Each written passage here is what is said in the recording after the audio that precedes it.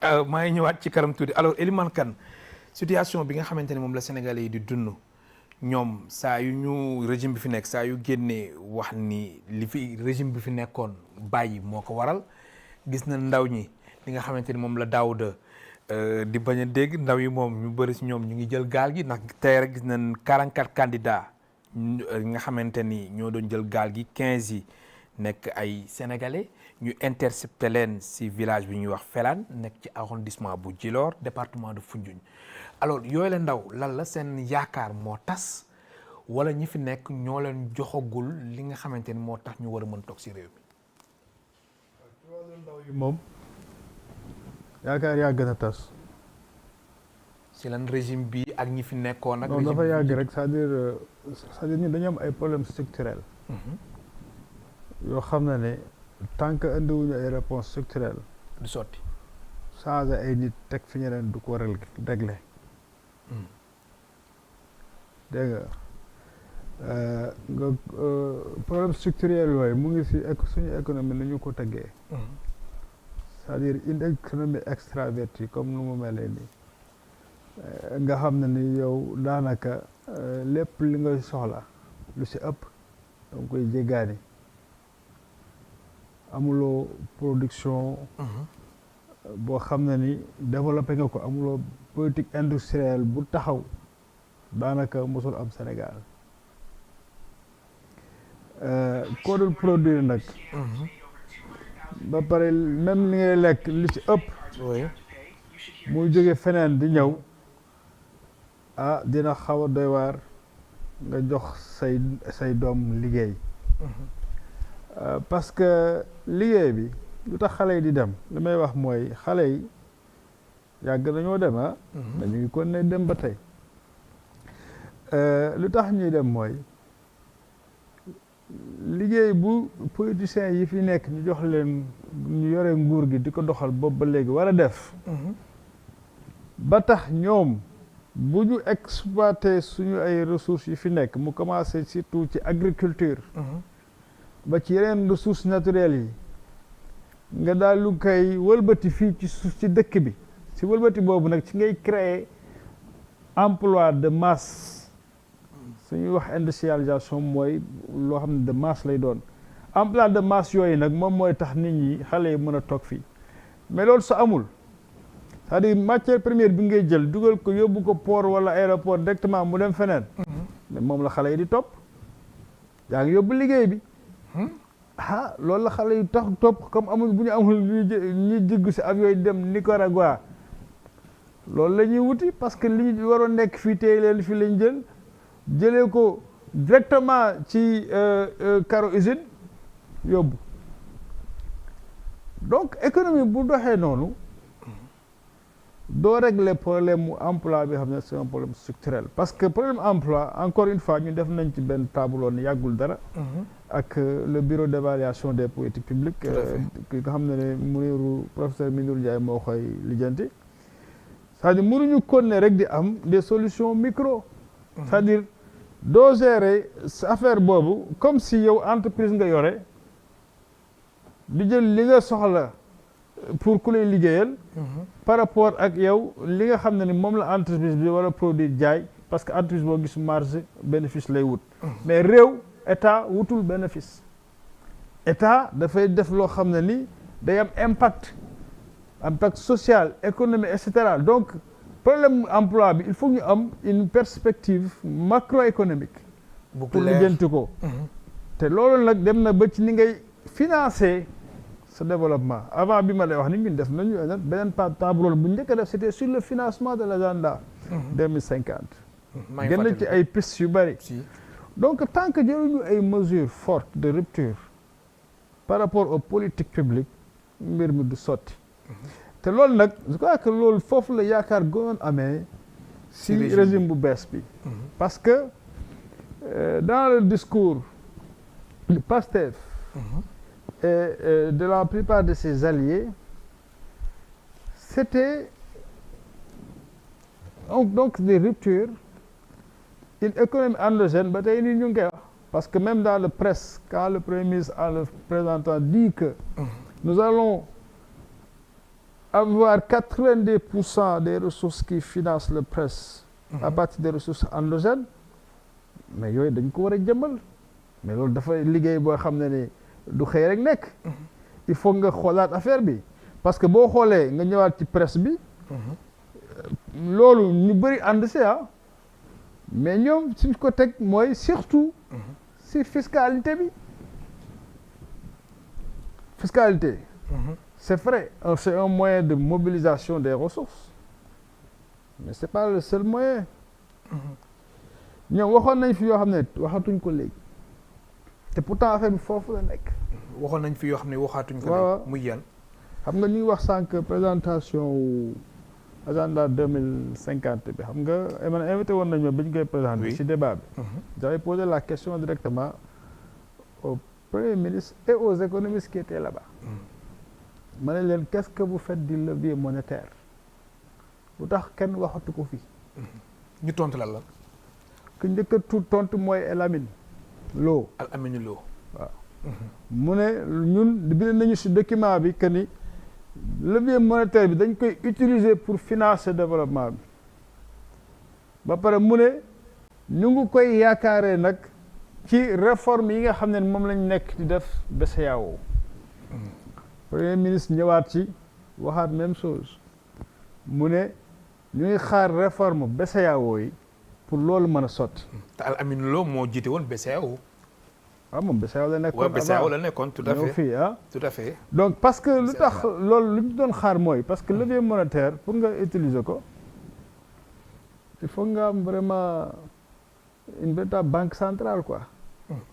boo xam ne ni day dox ci sa économie xool li ngay bëgg mu mën a utiliser le principe de ce que les gens appellent création monétaire.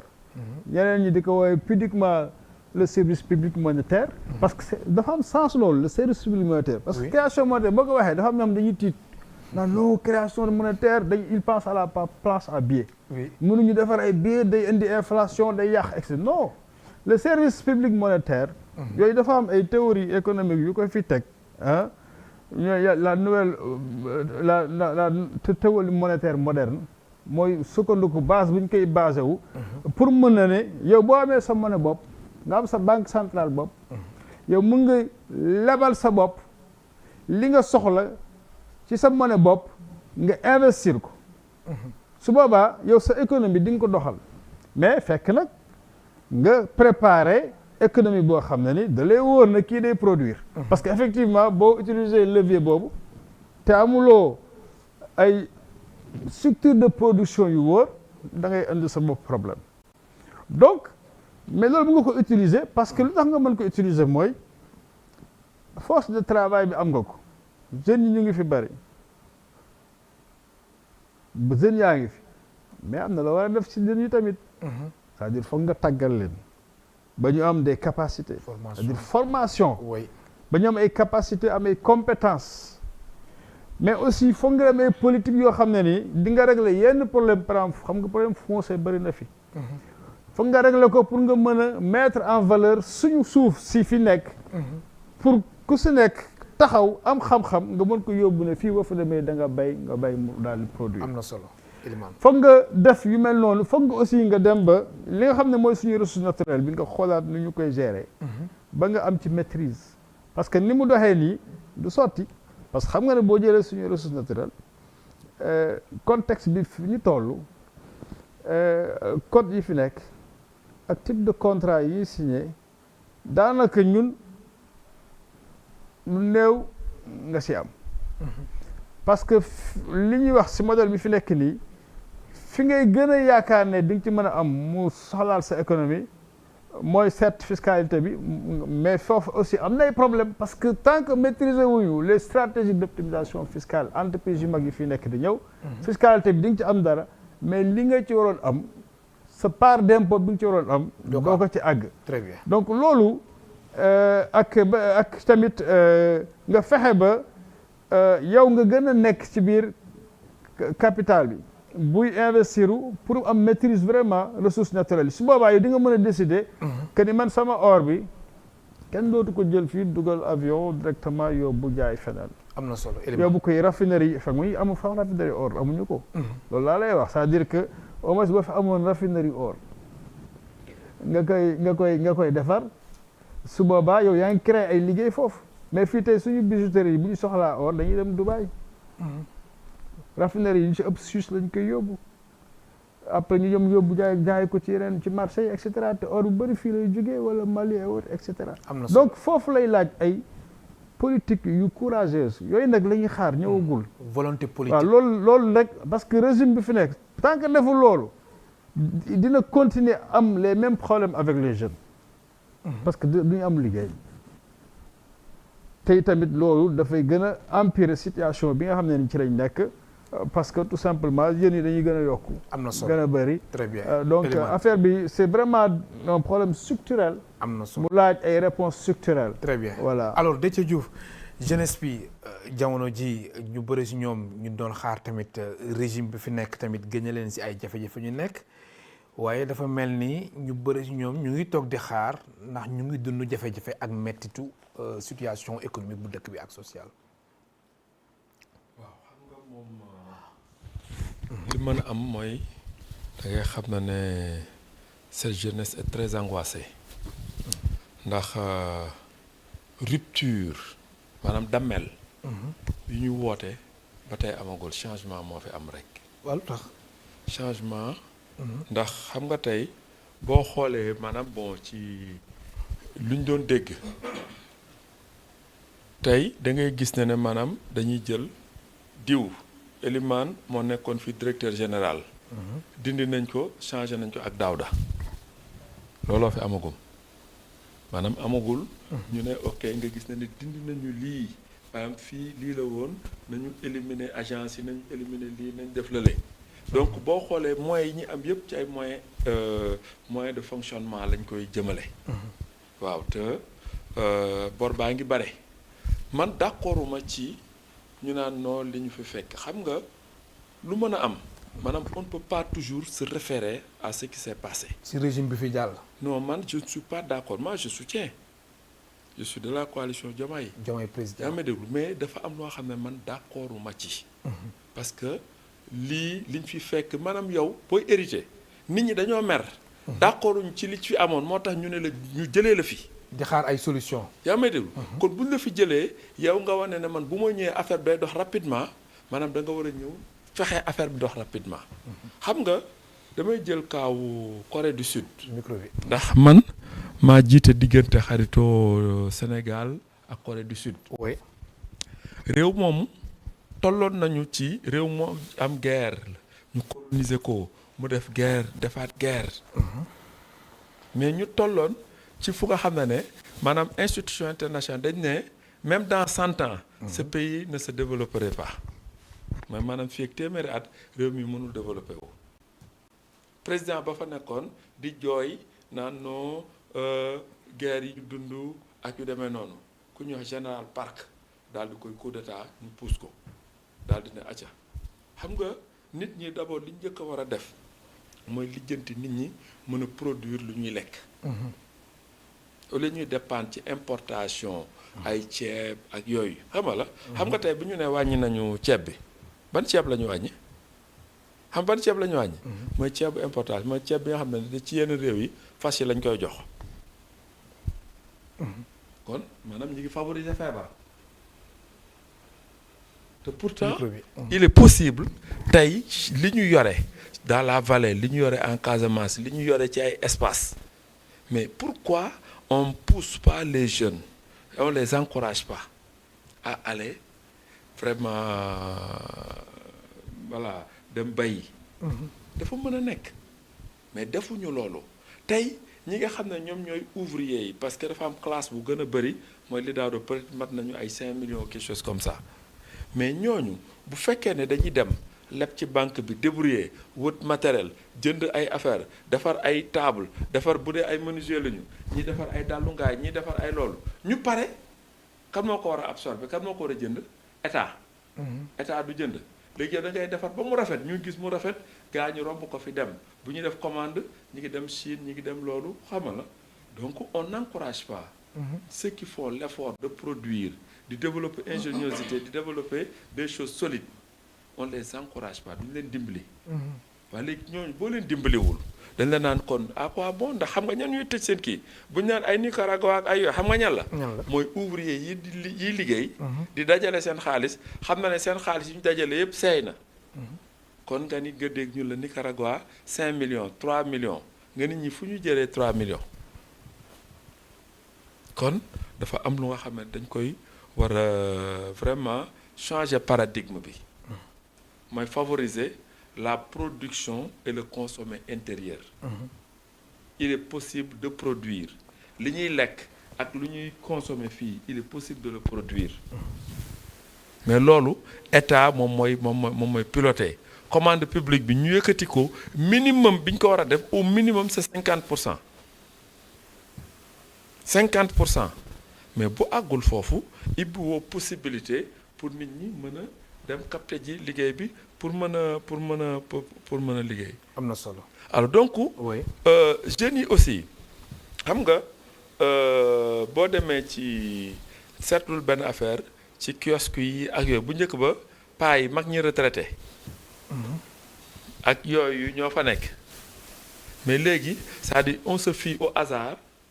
au hasard xam nga jeu de hasard comme son nom l'indique demal nga xool ñiy jaay ay xale lañu ñu am doole liggéey ay xale lañu mais ñoom ñoo fresh foofu pour espérer am fa benn coup après xoolal ñoom nu ñuy def donc jàpp naa ne ba tey ñi ngi ci ay balbutiements maintenant toujours dañ naan woy le système y a des choses qui restent ak yooyu non da ngay ñëw am benn cadence booy teg cadence boobu nga centré ko sur lu nga xamee ne maanaam ñun ci la ñu mën a basé wu mais bu ñu wékkoo ci aléatoire bi naturellement du ñu dem fenn te ñi ngi yaakaar tey jii ni situation yi mën a loolu vraiment le gouvernement le premier ministre aligné wu ci président carrément ñu àndandoo ñoom dóor pour mu mën a dal il est possible. am na solo potentiellement c'est possible. très bien mais bu vision yi wotee xam nga ñoom da ngay dégg toujours ñaan non ils ont toujours été différents. dañuy am loolu sax mooy beneen chapitre bu nga xamante ne naa si ñëw léegi. alors Daouda le premier ministre Ousmane Sonko nee na la contribution du plan de redressement économique et social au PIB est estimée à 229 milliards sur xaalis CFA oui représentant 1,6 de croissance supplémentaire. waaw naa si ñëw léegi ndax yow spécialiste nga ci wàllum politique publique oui. waaw may ma tuuti rek xam nga. li ma doon bëgg mottali mooy tey les gens passent le gouvernement passe son temps entreprise yi fi des di góorgóorlu ay dañuy yónni 3 mois nga yónni impôt yónni douane ñu nekk seeni locaux ñi yore hôtel yi ñu yore loolu maanaam nga dem di prester xam nga kii produire. mën nga jël ci moom. très bien mais qui produirul. oui c'est difficile nga jël ci moom. deuxièmement tamit ñu bàyyi xam nga. tey douane xam nga bu ñuy bàkku douane def na 1000 milliards ou plus de recettes. mais loolu. xont la sax maanaam heure bu ñu nee génn na maanaam douane def na 1000 milliards de recettes ou 2000 milliards de recettes. kon ñaata milliers de milliards la ñu génnee pour enrichir maanaam pour jënd ñaq producteur beneen réew. am na solo kon loolu dañ ko war a changer. très bien alors Daouda dama bëggoon nga ñëw tuuti ci wàllum contribution plan de redressement économique. non mais il faut que ma. ci waaw mën nga si wax mais dama bëgg aussi nga ñëw ci par rapport ak politique publique yi nga xamante ni. dinaa wax si politique publique mais question bi da nga leen ko posé ñoom ñaar ñëpp. waaw d'accord dama bëggoon indi ay réponses. man en fait je veux parler du concret. non tout à fait maa ngi ñëw foofu mais wàllum politique publique. yow sa xam-xam dafa màcc ci fànn boobule. te vraiment sénégalais yi ñu ngi xaar lu leer. si régime bi fi nekk fu mu leen jëmale ci wàllum politique publique naam sax fekkee ni plan de redressement économique et social. premier ministre annoncé na fi ay chiffres. ay chiffres yi nga xamante ni fii plus de 280 milliards xaalis CFA ont été économisés grâce à l'arbitrage budgétaire que nous avons effectué cette année. loolu yëpp ñu ngi koy dégg muy ay annonces mais askanu Sénégal tamit di xaar lu leer ti régime bi fi nekk fu mu leen jëmale ma bàyyi aussi nga rebondir ñoom si seen ay ci affaire emploi beeg yooyu ak tamit wàllum politique publique. waaw xam nga sànq dama dégg monsieur Kane di wax par rapport ak suñu matière première yi ñuy exporter ak yooyu. après man dama ne est-ce que ci même Sénégal lañ nekk. ah bon parce que en fait ñëpp gis nañ les chiffres du ministère de l'agriculture. Pour ren rek juste pour donner un exemple ci arachide bi. on est à une production de 960 000 tonnes cette année.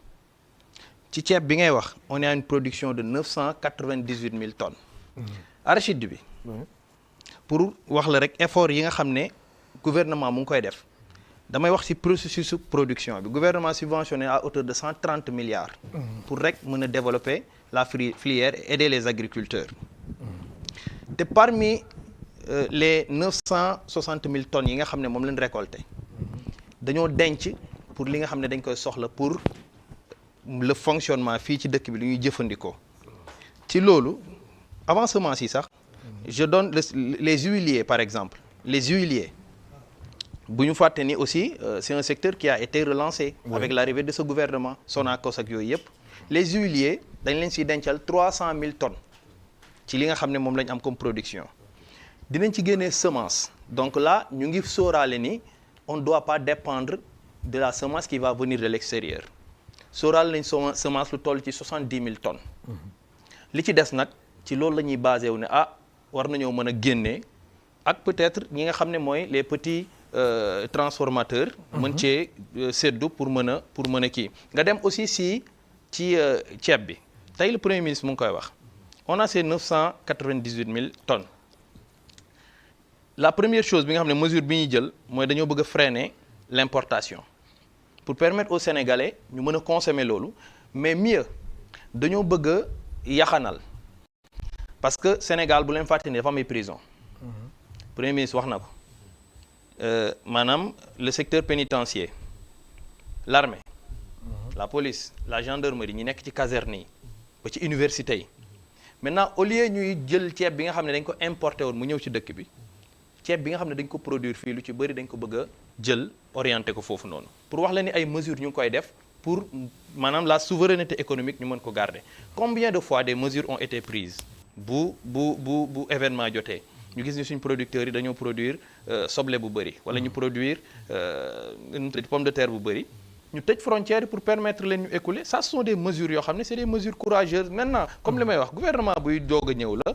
dëgg la on est à 20 mois bientôt ñu def 2 ans mais quand même il faut saluer les efforts qui sont en train d'être faits. Par rapport à l'or maa ngi dégg yaa ngi koy wax sànq xaw ma ndax yaa ngi suivre SOMISEN leur sortie d'ici profito aussi di nuyuwaale suñu mbokk GPS yi nga xam ne ñoo fa ne parce que boo xoolee SOMISEN di nga fa gis 7 jeunes yoo xam ne Ngagne Demba Touré mu ngi fa ngeen fa gis Moustapha Koli qui ne sont pas xam nga keroog yaa ngi koy wax léegi naan li ñu fi gis mooy diw moo fi nekkoon remplacé nañ ko ak diw mais par kan lañ ko remplacé tu vois un Ousmane Sow il était en France jàng li mu jàng ci finance bi mu ñëwee fii mais secteur bi ñu ko yóbbu muy gérer portefeuille SOMISEN mais c'est quelqu'un qui est en train d'abattre un travail extraordinaire nga jël le jeune Moustapha Koli c'est un ingénieur moom moo yor tout ce qui est su ma juumul stratégie en tout cas il est dans un truc très technique au niveau de la SOMISEN nga jël quelqu'un comme Ngagne Demba Touré bi nga xam ne moom moo nekk le directeur